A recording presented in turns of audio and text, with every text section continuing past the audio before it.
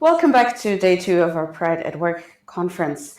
Next up is our module, Valuing Your Abilities, presented by ShoutOut. So I'm just going to hand over to Aifric and Bella now, who will tell you a little bit more about how to use your skills to your advantage on the job market. Take it away, Aifric.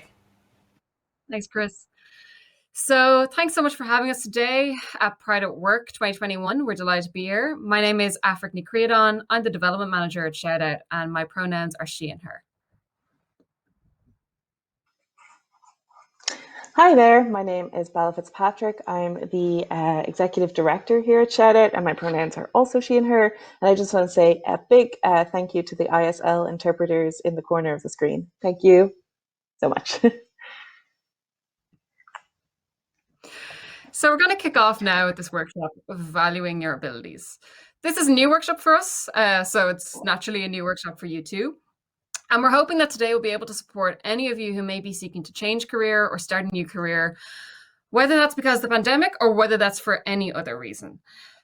A lot of us tend to struggle to talk about what we're good at. We tend to struggle to value ourselves and to value our experience and our competencies and our skills. And we sometimes think of this as being an Irish thing, this kind of self-deprecative thing. But a lot come from kind of weakening as LGBTQ people. So we're already at a disadvantage in that our self-esteem tends to be estimated at lower levels than the general population.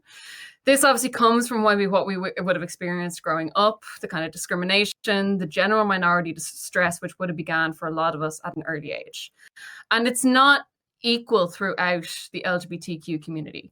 If you have other factors which disadvantage you, you will be at a further disadvantage again. It takes a lot of work to undo these setbacks and to appreciate our own value.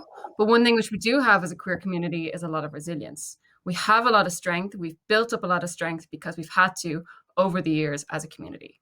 We really hope that we can help you with this workshop. We hope that we can support you in going through what is often the kind of a demoralizing and sometimes dehumanizing process of applying for jobs. We hope that we can give you some really practical tools. This workshop is all about practical ideas for bulking out your CV, for recognizing, describing, and building a narrative around your abilities and your experience in terms of professional, voluntary, or educational experience. So all of this and understanding your own skills will help you to sell, and we don't really like to think of it that way, but to help you to sell yourself as a candidate. And listing out and understanding these skills better will make it a little bit easier for you to complete all of those lengthy, tricky job applications. So just a little bit about ShoutOut. We are a very small team. It's just myself and Aifric working full time here at ShoutOut. But we're not in any ways just the two of us. We have a army of incredible volunteers who help us deliver workshops on LGBTQ plus inclusion in schools. Our volunteers are professionals, they're students, they're people who have a little bit of spare time to deliver this LGBTQ plus inclusion workshops in schools.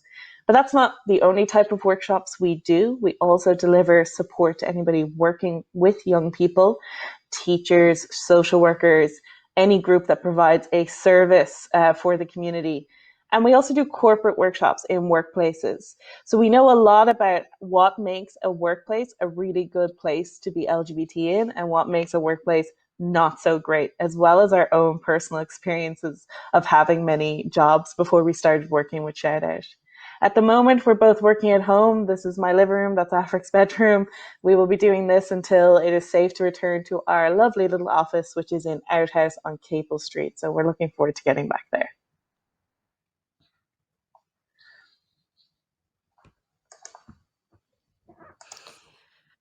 Belle and I have both been pretty lucky and I guess pretty dogged in some ways, in that our kind of voluntary and our kind of ad hoc part-time work experiences really directly led to us coming to work at ShoutOut.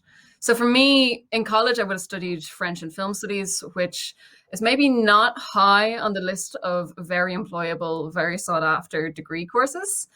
And I didn't have the easiest time in college, and I didn't really get the results that I actually wanted from college in terms of my degree. I haven't pursued any further study. I'm maybe a bit at a disadvantage in that kind of sense. I've only got my undergrad. But for me, it was all of my volunteer experience that I built up through college that led to the job that I have now, working for ShoutOut, which, and not to brag, is maybe the best job that I think I could possibly have. I'm so lucky and so privileged to be able to work with the community in this way. So when I was in college, when I was about 19, ShoutOut was just actually starting up. And it was started by a bunch of third level students like myself, young people who really wanted to change the narrative for young LGBTQ plus people in schools. All of us had kind of had a really terrible time in school being LGBTQ plus, as I imagine is fairly relatable here in this conference. And one thing which was kind of realized by the founders as well was that there was just nothing said about being queer in school. Teachers didn't address it. It wasn't covered in any of the course materials. There was obviously no kind of accurate sex ed. And we've still got a long way to go on that front. So they wanted to do something which at the time, back in 2012, was actually kind of radical and kind of difficult. They wanted to just go in, speak with students, and have a conversation about what it was to be LGBTQ, how you could kind of survive and thrive as a queer person and get past any negative experience you did have. And they wanted to also specifically speak to LGBTQ people's peers, their classmates, and talk to them about allyship. So explain why it is so important to be an ally and explain what it actually takes to be an ally. Now, this involves looking at what LGBTQ people might be going through in school and trying to explain that to young people. It's not always easy, and I think we've come a long way since 2012. But that would have been when I got involved myself. So I was 19, nearly 10 years ago now. And one of the very first schools which ShoutOut ever went to was my old school in the north side of Dublin. And I had actually left that school because I was quite unhappy there. There was a lot of bullying. It was pretty homophobic, pretty transphobic. I was not comfortable in my skin at all in that place. So when I heard that ShoutOut were going back there and that someone had signed me up in particular to do this workshop, I can't say I was particularly happy or excited. I wasn't particularly confident at the time. I wasn't a very good public speaker. I really wasn't good at speaking about being queer in particular.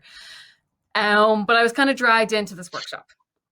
So I went back and I spoke to the students of my old school about my experience of being LGBT in that school and in the one that I moved to afterwards. And I was really pleasantly shocked to see that the atmosphere and the climate in the school had changed so much. And that the students themselves were really relieved to have the chance to talk about queer issues and to have the chance to actually open up about it in a school setting. That's allies, that's queer students themselves. They all were just delighted to have this chance to finally speak about it. So I got the bug then for ShoutOut volunteering. And I volunteered from 2012 on and off. You know, I would have moved country a few times, but from 2012 right up until 2018, when Bella went away, so I started off in a role here part-time at ShoutOut. So along the way, I would have taken kind of part-time communications jobs, full-time communications jobs, a lot of social media roles. And those actually all stemmed from my volunteering experience in college as well, where I would have done a lot of volunteering for student societies, councils, committees, even independent arts festivals, just lots of voluntary roles, running social media, taking photos, making videos. These were all really, really handy for me in actually securing my first paid jobs out of college. So I didn't get here and I didn't get to do any of these roles because of my professional experience or because of my educational experience or my degree. It's all thanks to the volunteering work that I was able to undertake as a young person. And I'm really, really privileged in that sense. And I feel really, really lucky. One fairly notable social media role that I had in college for a few quid a week was running Promo's Twitter account. So if anyone used to go to Promo and the Dragon back in the day, I was publicizing the drink deals. So yeah, come a long way since then. I'm quite happy to say that as well. Oh, you make me miss the dragon. Oh, or IP the dragon. Yeah, so similarly to Aifric, I feel extremely lucky to be in this job. Working for ShoutOut, I think, might be the best job on the island. But but it was a long meandering road to get here. So I actually studied medicinal chemistry in college, which I don't use that often on the day to day here in my job in ShoutOut.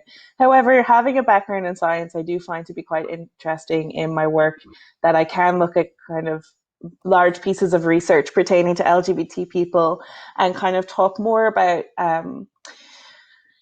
some of the facts that sometimes people who aren't so pro LGBT try to pretend that they know so much about science, and then I can come in and be like, well, actually, you've misinterpreted much of science there. But I didn't really expect to be doing this job when I was studying college, but I knew I didn't want to be in the lab, because what I knew from my time in college is that I'm a talker and I like talking to people. And I knew this because I was like really active in societies. I set up a knitting society, and my favorite part of the week was going to the knitting society. And not really because I was that good at knitting or loved knitting that much, but because I got to talk to people who came and teach them how to cast on, teach them how to crochet. And I realized I really like that aspect. I really like the teaching people things and watching them learn things. So throughout my kind of early 20s, I had a lot of meandering jobs in various different admin positions that were, sometimes crushingly boring, but I always had something going on voluntarily that really kept my kind of soul alive, even if I was in a very kind of soul destroying job. So ShoutOut's been part of my life since I graduated in 2012. On a voluntary basis, I used to train the volunteers. Again, I got really into that type of thing, training, teaching. I've applied for a lot of jobs in my time, so I understand the difficulty with all those forms and the questions that seem like they're just asking you the same thing over and over. And now that I'm in this part of my career, I've also hired a lot of people. So I know from that point of view what employers are looking for, and how you can advertise yourself a little bit better than we tend to be at in Ireland. We tend to be pretty self-deprecating. We're not that good at selling ourselves. It's something we need to improve at. But also throughout ShoutOut, we've delivered so many training programs in workplaces that we have a pretty good idea about the types of things you should be on the lookout for when you want to work in an inclusive environment, someplace that is putting their money where their mouth is when it comes to LGBT inclusion and all other forms of inclusion, that's a little bit more than just a float at Pride, but actually goes deeper and engages in some good policy work and some good training work for staff. We think that makes a huge difference. So that's a little bit about our experience, and now we will chat a little bit about the workplace. Yeah, so we don't want to start this on a negative note, but we will address some of the statistics around LGBTQ plus employment, which even in this kind of post-marriage equality, kind of pink-washed, kind of, rainbow-filled world, are still pretty sizable. And again, it's worth noting that all of these are much more extreme for people of color, people with disabilities. In Ireland, particularly members of the traveling community are at a huge disadvantage. Anyone from disadvantaged backgrounds in terms of their socioeconomic status, all of these people face increased difficulties. But for the LGBTQ plus community as a whole, things are still kind of mixed. So 41%, or close to half of LGBTQ plus people, go back into the closet in their first job. This was true for me. I took my first kind of full-time professional job while I was in college one summer, running social media for a restaurant chain, a gourmet burger chain. And in that job, I put myself back into the closet, even though I had queer colleagues, because there was quite a homophobic and quite a flippantly homophobic environment in my workplace. So because of that, I didn't feel comfortable speaking about who I was, even though I don't exactly present as straight.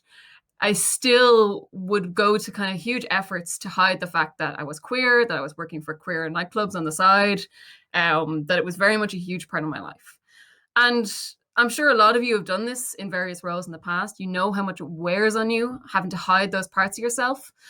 None of that is the fault of the employee. It's all the fault of workplaces which don't have a positive approach to LGBTQ plus inclusion and don't tackle harmful language and don't take a top-down approach on harmful language and harmful behaviors when it comes to being discriminatory in the workplace. In line with that, then, around 72% of LGBTQ plus people have hidden their sexual orientation or gender identity in work at least once.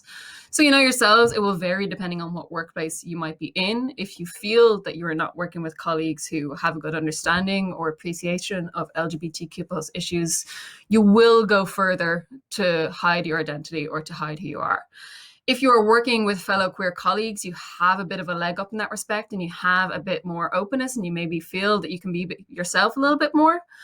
But it does depend on how they're treated as well and how you see them being treated. So all of these can be factors which impact your being yourself at work. And we're not here to push people to come out in any new job or any new role. We want to make sure that you can be safe to do so. And that's why we work with so many companies across Ireland and increasingly kind of globally and across Europe to try and help them open up their workplace to LGBTQ plus folks. These statistics are all particularly stark for certain groups. So for example, 62% of bi women are not out to their direct manager. Bella is our bi woman leader at ShoutOut, and she has direct experience of this. I know you've had to hide your identity in work several times, at least once. Yeah, there were times where I didn't get a chance to come out, and before I got a chance to come out, everyone agreed in the office during lunch that bisexual people were a joke. So then I was like, oh, I guess I'll stay in the closet. So yeah, so that's happened to me more than once. Again, then as well, we know that 49% of trans people are unemployed in Ireland. This is from a 2015 study. Of those who are working, most of them are earning far below the living wage. Most of them are earning well under €30,000 a year. Most of them are actually making under €15,000 a year, which in Dublin and in most parts of Ireland, particularly in most cities in Ireland, we know is nowhere close to a living wage because the cost of living has gone so high. So because of all these things, we're kind of at a disadvantage when applying for work. So we want to give you tools which will help you, I guess, just bolster your CV, bolster your skills, and give you the same kind of starting point that a cis-het applicant might have in this kind of context. All of this does play out for capitalism and for employers as well, because they do see boosted financial performance with a more diverse workforce. So that's partly because the kind of skills that different communities can bring to the workplace, the different qualities, the different approaches, it's not good or profitable or workable to have a very kind of heteronormative, very homogenous workplace. It doesn't lead to creativity. It doesn't lead to innovation. And we know that the world is all about innovation these days. So diversity works kind of for everyone. And we know that if it kind of increases financial performance and if it is profitable, then that may be why we're going to start to see improvements in that respect over the coming years. So none of this means that, you should lower your standards in any way with regards to what you expect from your workplace. And you should really consider what are your priorities when looking for a job, even if it's your first job or if it's, you're changing career or moving in a job. So, reflect on your experience about, what did you enjoy in your last role? And even if you're a fresh newborn out of school or college, you've probably done work at some point, even if that was work that you just did to support yourself and you don't think of that as part of your career profile. It probably is. So if you worked in the cinema, what part of that did you like? Did you like the parts where you interacted with people, or would you prefer the kind of behind the scenes role? If you worked in a supermarket, did you really like taking inventory because it made your brain feel nice because everything was stacked accordingly? Never disregard that type of work experience you have. This is all part of your work profile. And what do you want in terms of culture and working conditions? Are you someone with a lot of hobbies in terms of you're going to need a work-life balance? A lot of offices do things like summer hours where you get off at, say, 3 p.m. on a Friday. Is that something you're going to really prioritize? Because during the summer you can hit the beach, go to those festivals, but when this is legal again, probably not this summer. But in general, is that the type of thing you want from an employer? And also, what type of work are you going to be proud about saying you do. So when you go and chat to your uncle who is like, what are you doing these days? You want to be able to talk about something you're proud of, like that you're part of a team that does something that's actually quite interesting and enjoyable, something that you like to do. Or just that the company you work for really values you and your opinion and your voice, even if it's not your dream job in terms of the product you're producing or that type of thing, because we can't all have our dream jobs straight away. For most of us, our dream jobs, speaking from a dream job position, are down a very long meandering path, and actually every job you don't like is a step towards that dream job, so you can learn something from all of those positions. Do your research. So there is often information about what it's like to work in a company online. So there are, there's websites like Glassdoor, and they will tell you a little bit about, some people who've had some good experiences there and some people have had some bad experience there. And reach out to your network.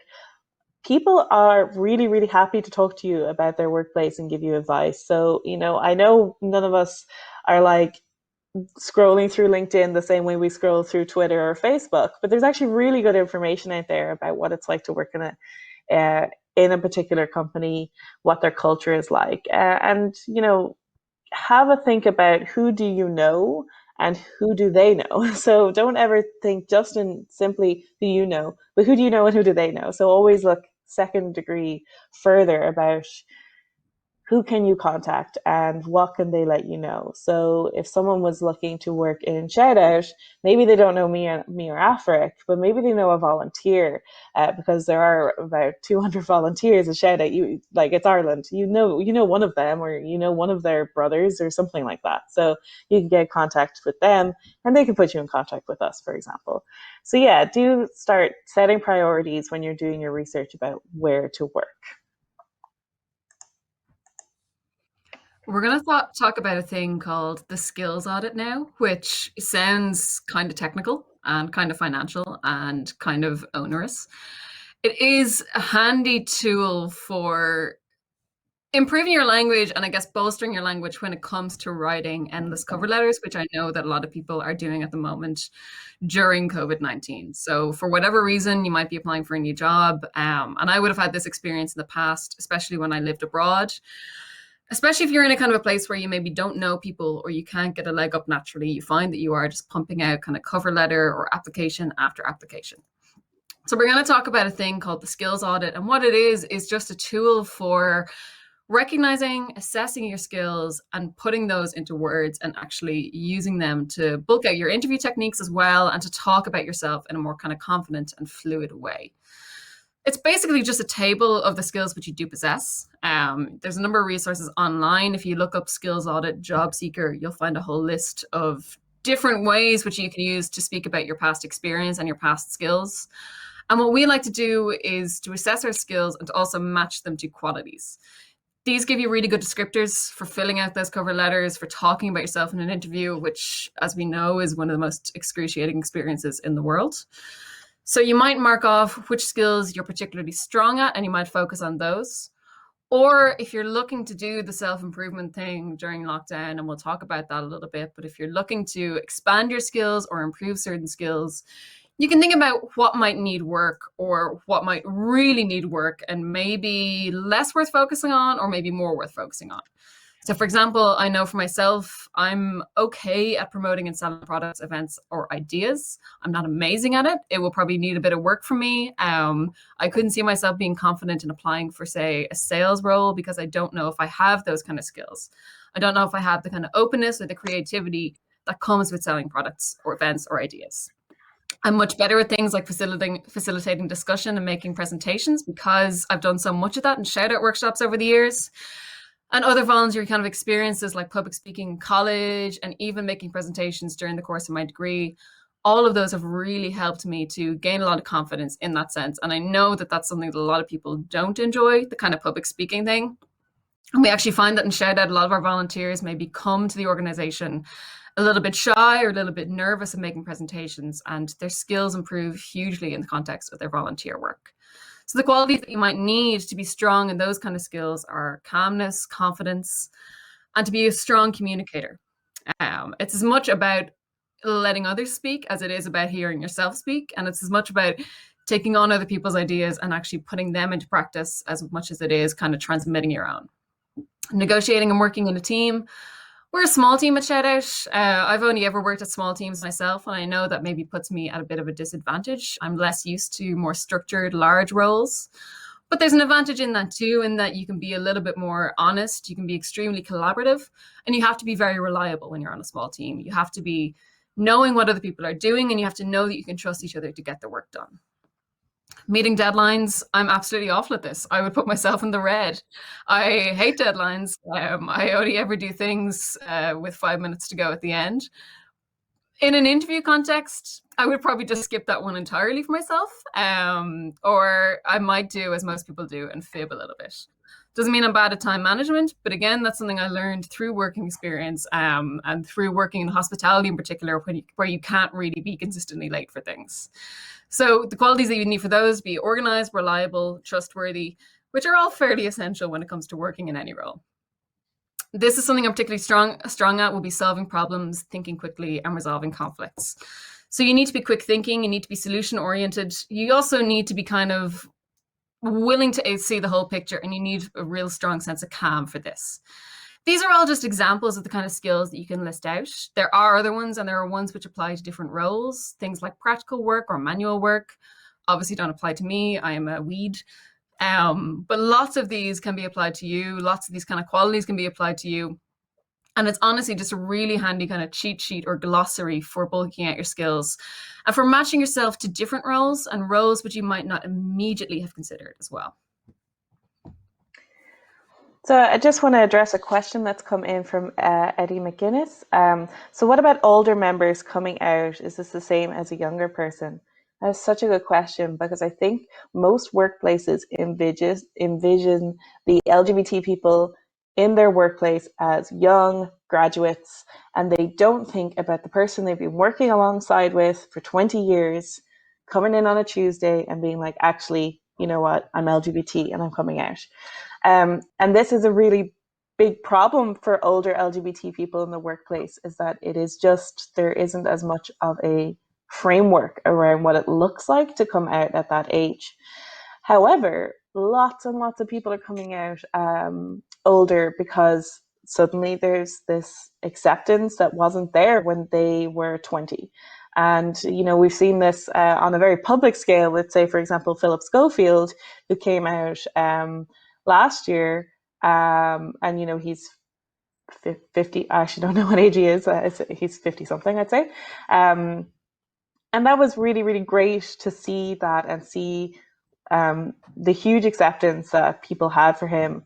But that was also rough for him as well, because he was kind of threatened with being outed by the media. So that's kind of, you know, rubbish of an experience. What we like to do is talk to people in the workplace during our kind of workplace workshops about the fact that someone can come out whether they're sitting beside you and have been married for 30 years. That doesn't mean they're not going to come out as queer, as trans, you know, as any of the letters. So what we'd like older people to consider doing is getting involved in the LGBT network if your office has one.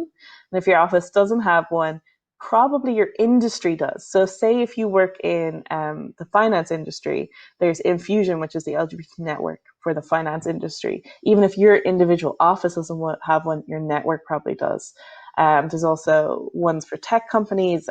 So check them out, and then you'll have a kind of place to go to if all of those conversations get a little overwhelming, when all your colleagues are a bit confused, you'll have that soft place to land. So that would be my answer there. We're obviously extremely big fans of voluntary experience and mixing that in with any other type of work experience you have and any other type of education you have, because we both come from a volunteer background. We both got our jobs at ShoutOut via volunteering. ShoutOut used to be all volunteers, and in many ways it still is. They are really the backbone, but they're kind of in many ways just supported by me and Aifric so they can do the amazing work they do. So don't underestimate any types of experience you have, whether that was, again, the part-time job you had supporting yourself, whether that was being on that sports team that you were in when you were in secondary school. Those are all still valid forms of experience, and they will bring to a workplace something like teamwork, resilience. There are attributes you gain through that type of experience. And then you can always consider your education and how it applies to any job. So I got a lot of admin jobs with a degree in medicinal chemistry because I had logical thinking. I had problem solving skills. I had very good record keeping because you have to keep a very good, tidy lab book in college. So they might not seem like direct skills, but they still are. Similarly, if you, had an arts degree, you have that type of critical thinking. You have probably done lots of group work. You've had deadlines that you've met with your essays. So those are all applicable to many different types of roles. And if you're in a job now that isn't, making you feel fulfilled at the end of the day, and you want to move into a field and you have no idea how to, then really through volunteering is the way to do that. So if you want to go into, say, community outreach, there are volunteering opportunities for you there. If you want to go into something like events, then volunteer at the, Gay Film Festival, volunteer at the Literary Festival, get that experience of working in the event sector, which you can do through volunteering, which not only gives you that experience, but normally you get tickets to go to the things when you're a volunteer. So, it's also a cheaper way to go to those events, which is great. And, write your narrative around what you wanted to say about you. If you want to say that this all means you'd be great at this type of job, there are ways in which you can frame the narrative around that. So say if you have a background in, if your degree is in French, but you want to work in community, you can still use the fact that you've learned a language, that you've communicated, that is obviously involved a lot of thinking about language, to frame that degree in French as something that's applicable to that role, even if that role involves no French. There's always a way to frame it around what will work for you and the job you're going for.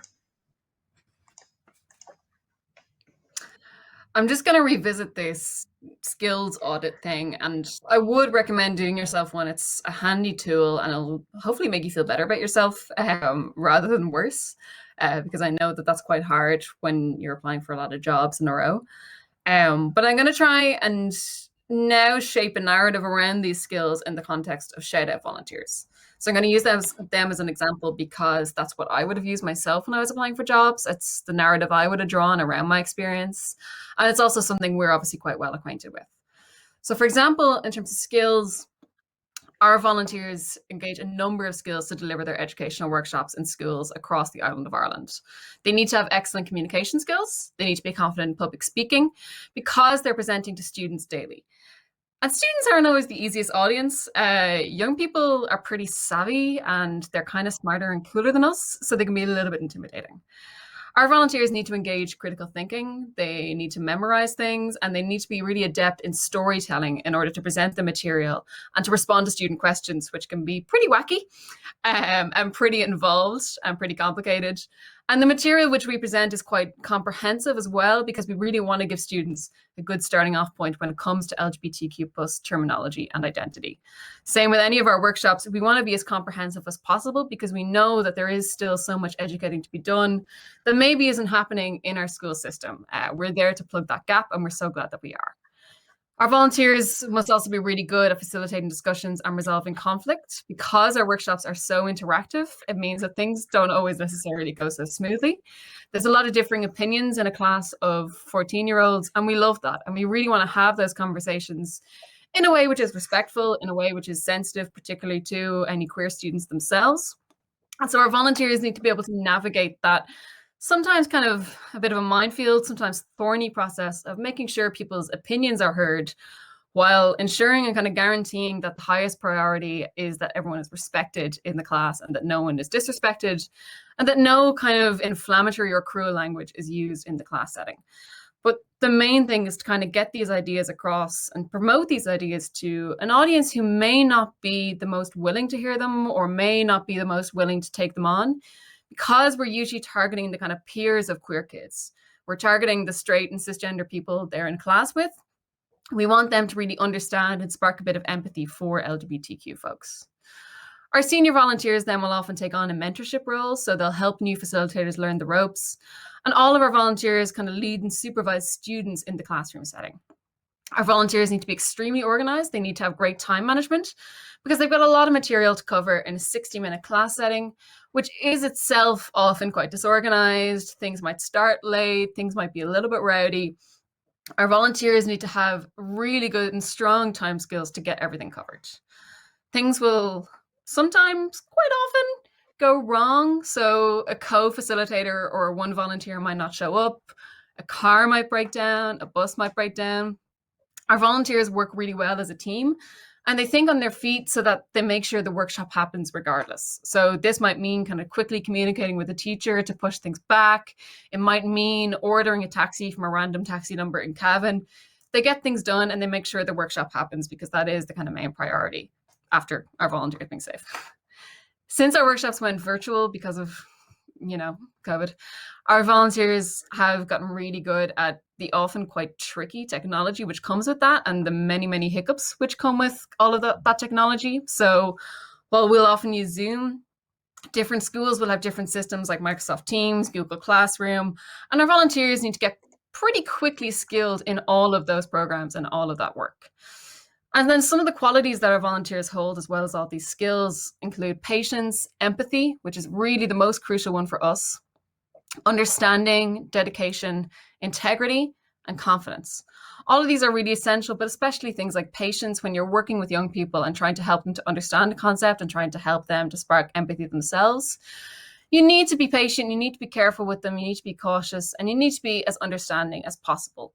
It's not about drilling some kind of dogma into people. It's about getting everyone to the same level in as gentle and respectful and kind a way as possible.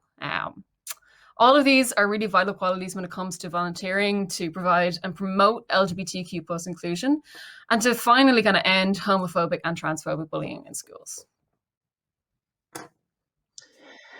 So just to think a little bit about developing and also presenting your skills, first of all, there was a huge focus on making this lockdown time productive at the beginning of lockdown. And I think that was almost a panic response to being in such an unknown situation that we're like, we're going to make the best out of this and make the best banana bread ever. So it's really, really, I think now we've all calmed down a little bit, and it really is okay if you're not spending lockdown reinventing yourself. If you are getting by, that is coping skills, that is problem solving, because this is a problem. And if you're getting by day to day, you are solving that problem. And if you do that the way you do that, then that's absolutely fine. But it is also a good time kind of for reflection to think about things that you might not normally think about in the daily rat race that is like life, running to work, running to here, there, and everywhere. We're not doing that. So there is time saved. So this is a time to think about your skills and look at what type of skills you want to develop in the next 5 years, for example, and to really, firm up skills that you're rusty at. Like, if you used to be really good at, say, for example, Excel, can you get better at it again? Like, I think we all probably have Excel on our CVs, but do we know how to do Excel? Because I'm telling you, 80% of jobs is email and Excel, and it doesn't matter what that job is. In events, it's email and Excel. In community development, email and Excel. Even our jobs are going between our emails and going to our Excel. The main difference is how much control you have over what's in the Excel and what's in your emails. There are lots of courses you can do online for free at this time to expand and like firm up those skills that you were a little bit rusty on. And do this with a friend maybe. So I'm sure you have a friend that thinks, I really need to brush up on my CV. You both do the course at the same time, and then you both watch RuPaul's Drag Race or something like that as a kind of well done to yourselves for doing something like that. You don't have to do it on your own. You can do it with someone. There's so many free resources.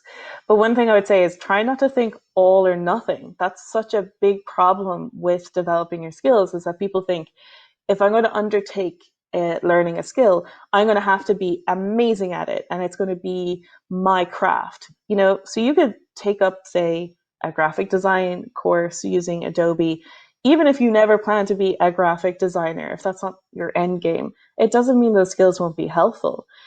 Sure, maybe you don't have a job that really requires you to know graphic design, but do you have a job that might require you to review design work that's been done by someone else? And actually knowing about design is going to be a really helpful tool in being able to evaluate that. So for example, I know nothing about design. And so all of the design work, I'm like, Aifric, do you think this is pretty? Because I think most things are pretty. So never think like that something has to be your entire job, or there's no point in even trying it. It's a kind of all or nothing mentality that's not really that useful. Also, do the things you enjoy, even if that's not necessarily going to be your living at the end of the day. If you enjoy watercolors and you're rubbish at them, doesn't matter. That's still something that you're going to be able to get a creative outlet for. And then you can put that on your CV that you're creative. Even if you think this isn't that important, it probably is. And also, be kind to yourself and take a picture of your banana bread. I don't care if people are sick of you seeing them. If you made it and you're happy with it, put it out there, because we only got so much we can bring joy from at the moment. So you may as well go out and get it.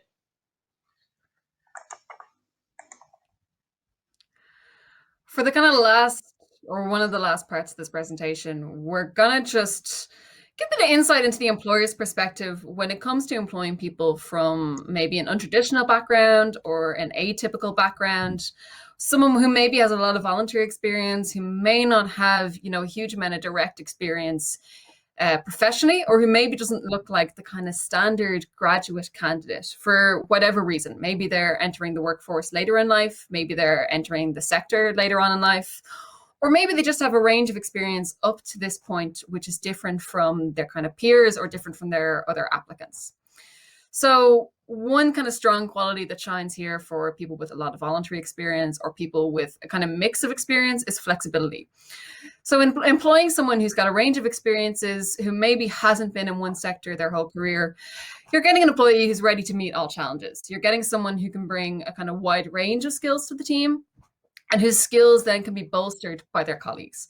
So this is all about kind of introducing a really positive teamwork atmosphere and a really positive kind of approach to working together, where some people may be particularly strong in one skill or in a traditional skill for your company or for your role.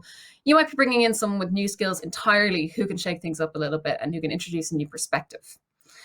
People with a lot of voluntary experience also tend to be highly self-motivated. This is certainly true of our ShoutOut volunteers, who work really hard to find the time to volunteer or to make the time to volunteer. So what they will do is kind of prioritize volunteering over other parts of their life. They will carve out space, whether it's a lunchtime, whether it's a half day off from work, whether it's a weekend, to put in whenever work for ShoutOut that they can.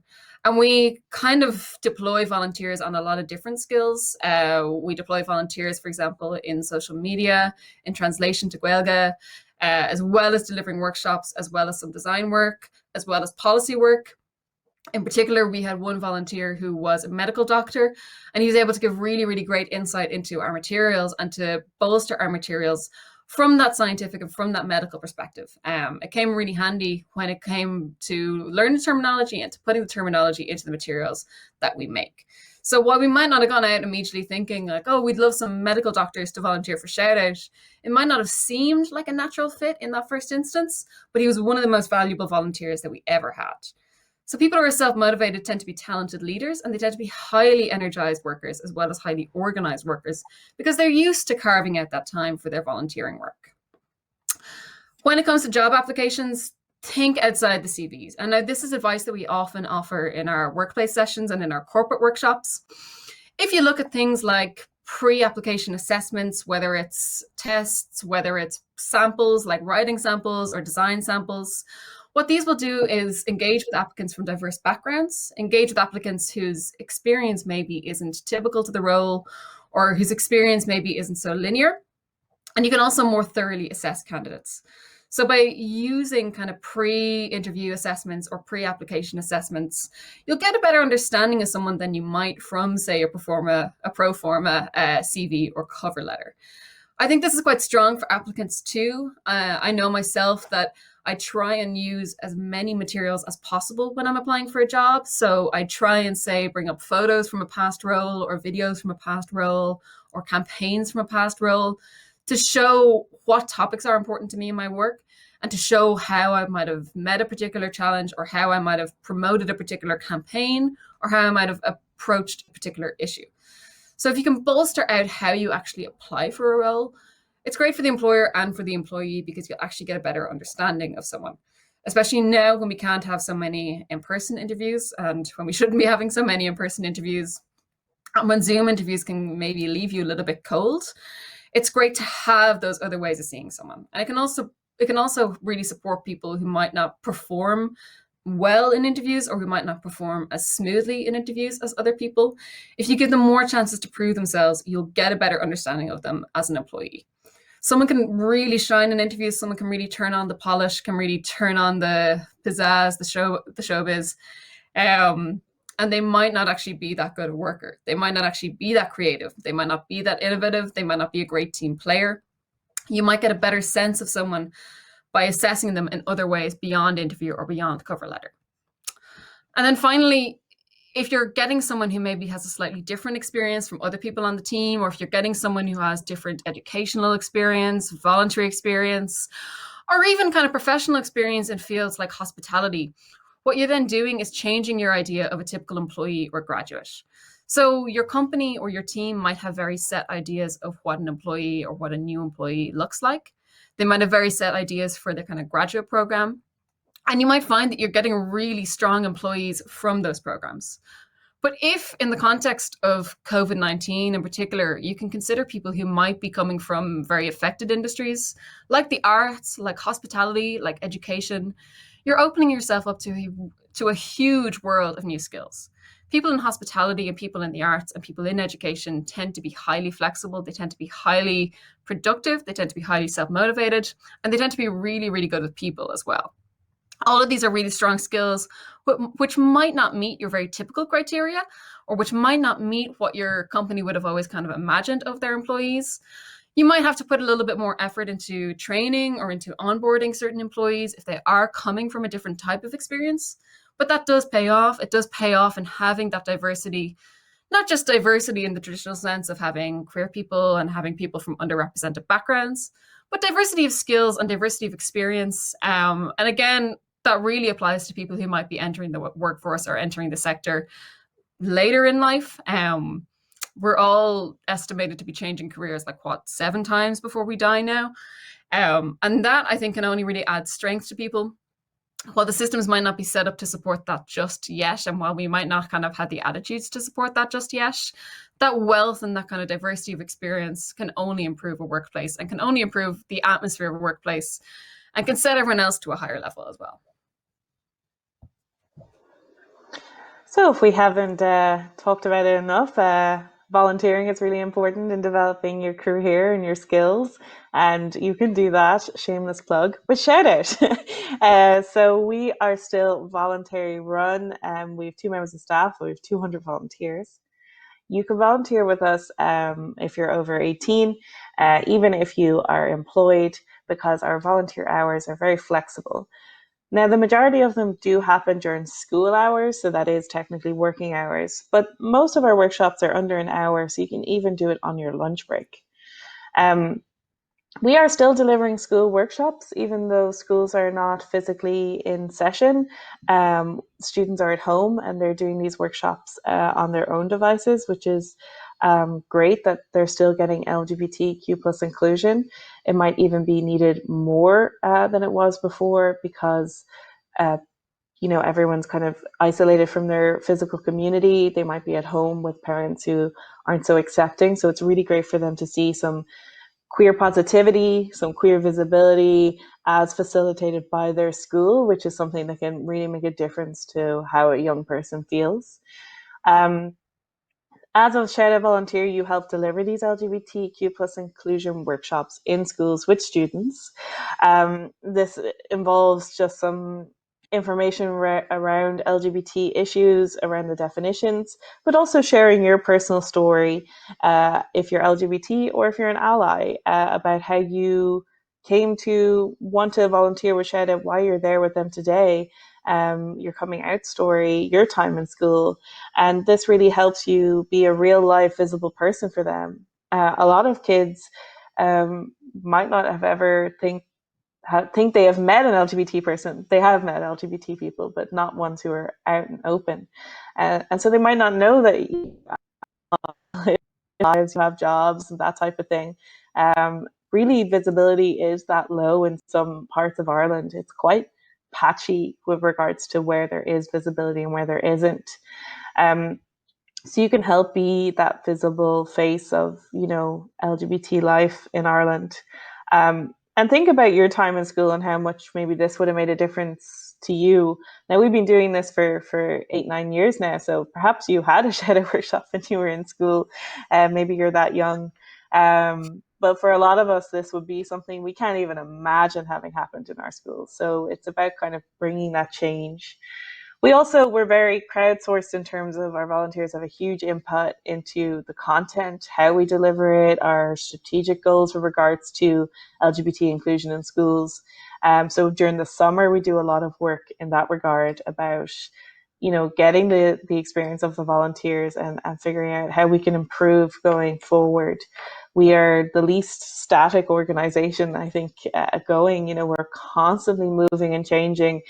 We've been doing that this whole time, and I think that really made us not buckle under the pressure of COVID, but actually thrive under it. But also with the help from our community, the LGBT organizations in Ireland, working together to ensure that even during this time there's support out there for LGBT people. So if this is something you think you'd like to get involved in, you do get to meet new people as part of this as well, obviously virtually. When it is safe and legal to do so, we will have a pizza party and it will be lit.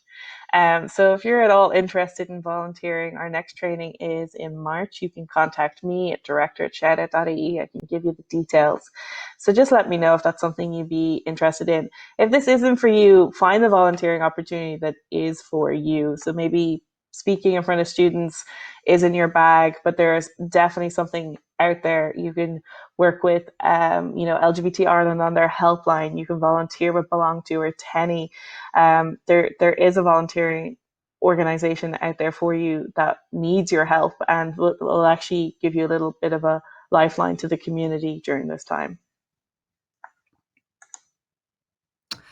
We're going to welcome any questions you might have right now, but before we do that, I just want to say to any companies who may be here that we are still running all of our corporate workshops virtually throughout COVID, and we've been so lucky and so grateful to be supported by a number of companies who I actually recognize in the conference today and yesterday. So it's lovely to see you all again. Our main workshop is the ABCs of LGBTQ+. That's an all-staff workshop. It's really approachable. It covers all the terminology, and it's about making a safe space for any level of employee to ask questions and to get informed about LGBTQ identities. We offer dedicated workshops for HR professionals and for leaders within the company.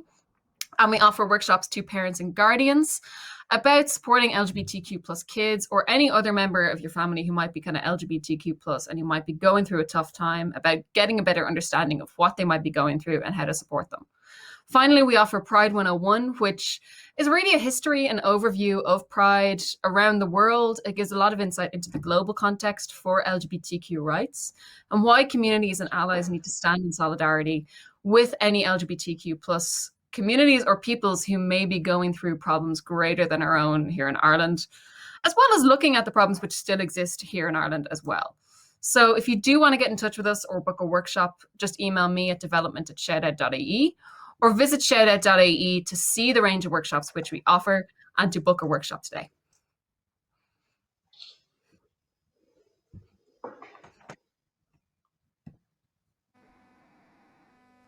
Thank you so much, Aifric and Bella from ShoutOut. Next up, we have support available. We'll have representatives from Intrio and Solus after a little lunch break, and then we'll be back at 2. Also, if you missed any of the modules, they will be available in our community center until Friday, and after that, they will be available on our YouTube and our Facebook channels. Thank you so much. Enjoy your lunch break, and see you at 2. Thank you.